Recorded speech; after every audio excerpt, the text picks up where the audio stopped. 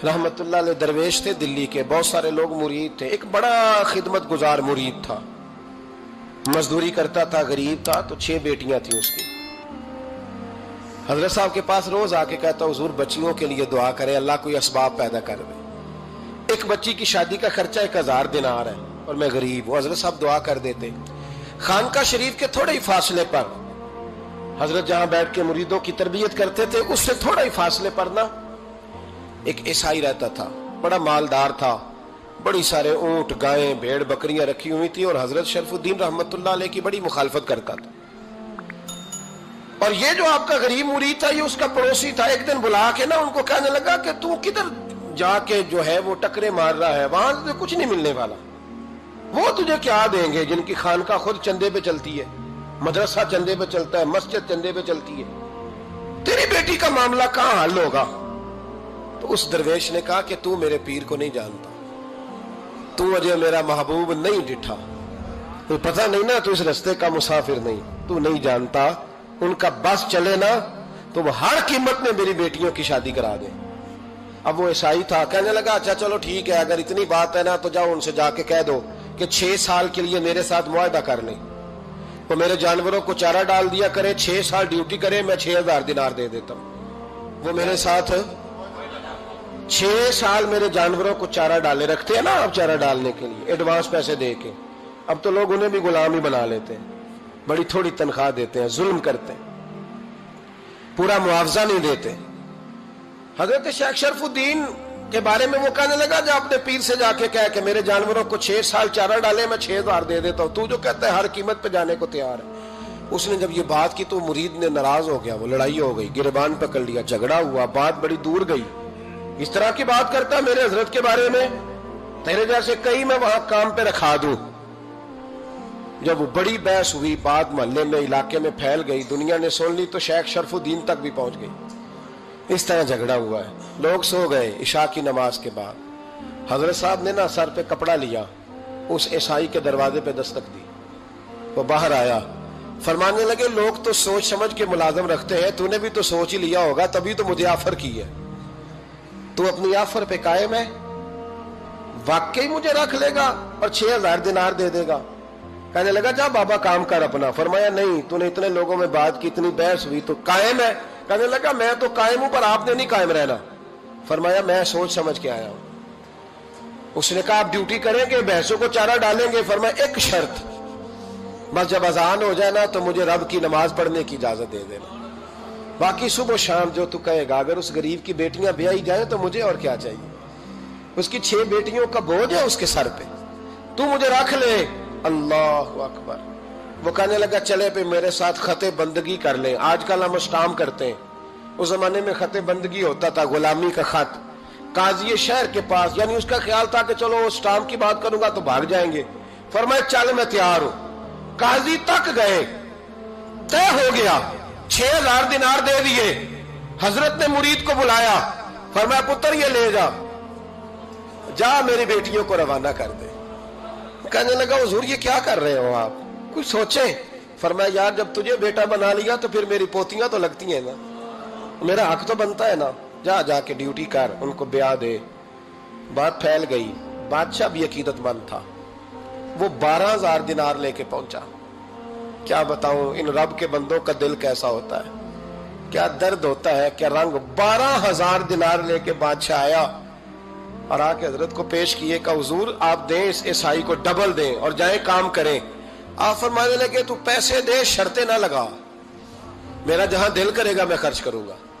मुझे तो मजा ही अब आने लगा है, अभी तो लुत्फ आ रहा है, अभी तो जायका आया है कुछ करने का। पैसे देने हैं तो दे, पाबंदी ना लगा, जहां मेरा दिल करेगा मैं। उसने कहा हुजूर ठीक है रख ले।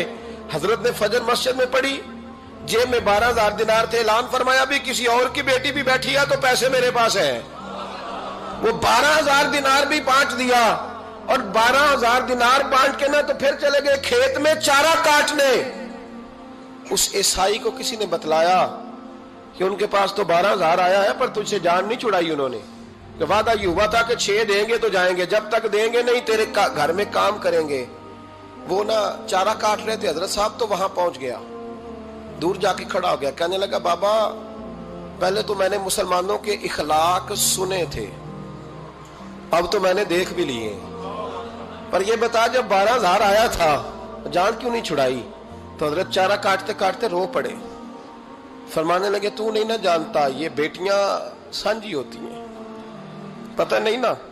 میرے رسول پاک نے تو حاتم تائی کی بیٹی کے سر پہ کپڑا رکھ کے کہا تھا بیٹیاں برابر ہوتی ہیں، تو یہ نہیں پتا جب اس کی 6 بیٹیوں کی شادی ہوئی ہے میرے اندر روحانیت کتنی بڑی ہے۔ فرمایا پھر 12,000 آیا ہے تو 2-4 بچیاں پھر گئی ہیں، تجھے نہیں پتا میں اندر سے راضی کتنا ہوں، میں تیری نوکری کرتا رہوں گا، پتہ نہیں اللہ کتنی بیٹیوں کو بیاہ دے گا۔ اتنا رویا وہ عیسائی کے پیروں میں بیٹھ گیا، کہنے لگا بابا میں نے تیری مخالفت کی ہے پر تیرے قریب آ کے پتہ چلا ہے کہ تو بہت اونچے اخلاق کا مالک ہے، اور اگر تیرا یہ مقام ہے تو تجھے اخلاق سکھانے والے محمد عربی کی شان کتنی ہوگی۔ ظالم کی بولیے جاتے نہیں لوگ جھوٹے گواہ بن کے، وکیل صاحب کو نہیں پتا ہوتا کہ یہ بندہ مجرم ہے جو میرے پاس آیا، کیا مجرموں کے وکیل نہیں ہوتے؟ بولے تو اس کو پتہ نہیں ہوتا وکیل صاحب کو کہ یہ صاحب مجرم ہے میرے پاس مقدمہ لے کے آئے، اور اگر بے ادبی نہ ہو جائے تو میرا خیال ہے قاضی عدالت کو بھی پتا ہوتا ہے کہ مجرم کون ہے اور مظلوم۔ میرے نبی پاک صلی اللہ علیہ وسلم نے اس قدر زیادہ سختی فرمائی اس مسئلے میں، فرمایا جس کو پتا تھا کہ فلاں آدمی ظالم ہے، ظلم کر رہا، پھر وہ ظالم کا گواہ بنا یا اس نے ظالم کی مدد کی، کتنی کی؟ شارحین لکھتے ہیں چاہے اس نے ایک جملہ بول کے کی، چاہے ایک، سارے بولیے، چاہے ایک غریب کو اس نے ظلم کیا تو کہتے ہیں علاج یہ سی، چاہے ایک جملہ بول کے کی، شارحین اس حدیث کی شرح میں لکھتے ہیں ایک جملہ بول کے چاہے مدد کی، جس بندے نے کسی ظالم کی مدد کی کسی مقدمے میں یا کسی صورت میں اور اسے پتا تھا یہ ظالم ہے، میرے نبی پاک صلی اللہ تعالی علیہ وسلم فرماتے ہیں اگر اس نے مدد کی، ابھی ظالم کی بات نہیں ہو رہی، ظالم کے مددگار کی بات ہو رہی، اگر کسی نے ظالم کی مدد کی تو حضور فرماتے ہیں خدا بھی اس سے بری و ذمہ ہے، رسول بھی اس سے بری و ذمہ ہے۔ سنبھال کے رکھے اپنی نمازیں، قربانیاں، حج، زکوٰۃ سنبھال کے رکھے۔ اگر ظالموں کا مددگار ہے، الیکشن آ لینے دے، آپ کو نظر آ جائے گا کون کون ظالموں کا مددگار ہے، نظر آ جائے گا۔ اپنی جیب سے لوگ پیسے دے کے ظالموں کی مدد کریں گے، ان کے فلیکس چھپوائیں گے، بورڈ لگوائیں گے، جیبوں سے پیسے دے کے۔ ہم نے خود آگ لگائی ہے چمن میں اپنے، بے سبب گردشی ایام کو الزام نہ دو، ہم نے خود نور کا ظلمت سے کیا ہے سودا، کر کے توہین سحر شام کو الزام نہ دو۔ ظالموں کے مددگار میدان میں آ گئے، یہ چھوٹا لفظ نہیں، میرے حبیب پاک صلی اللہ علیہ وسلم نے فرمایا جو ظالم کا مددگار ہے سن لے جو سجن کے ساتھ کچہری جاتا ہے، وہ یاد رکھے جو دوست کا گواہ بنتا ہے، وہ یاد رکھے جو کہتا ہے میں مانگی گیا تھا، مجھے بلایا گیا تھا قبضہ چھڑانے کے لیے کسی غریب بیوہ کی جائیداد پہ، وہ سن لے تو مدد کر کے نہیں آیا، تو خدا کے ذمے سے نکل گیا ہے۔ رسول پاک نے فرمایا تیرا میرا تعلق ختم ہو گیا، تو ظالم کا مددگار ہو گیا، پھر تو کہتا میں بے چین ہوں، میں بے قرار ہوں، میں آزمائش کا شکار ہوں، پلٹ کے دیکھ تو صحیح تیرا گناہ کتنا بڑا ہے۔